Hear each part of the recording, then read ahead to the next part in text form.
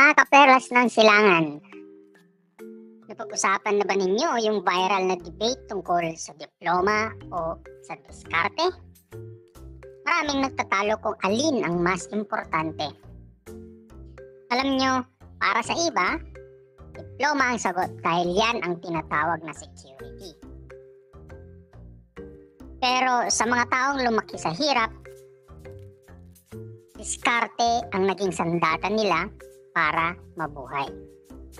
Ganyan din sa buhay, kailangan mo ng kaalaman at diskarte para mas lumawak ang iyong opportunities. Pero alam nyo kung ano ang pinakamagandang approach? Bakit hindi pareho? Tama. Hindi naman kailangan pumili ng isa lang diba? Parang recipe yan ng masarap na ulam. Kailangan mo ng tamang sangkap at tamang technique para maging perfect ang luto. Don't forget to follow, subscribe para sa more life tips. Salamat sa panonood. Mga kaperlas ng silangan, i-share nyo naman ang thoughts nyo sa comments.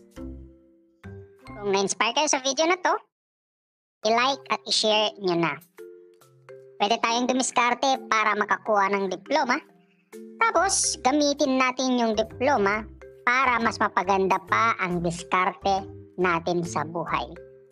Sa legal at tamang paraan, syempre. Ano sa tingin nyo?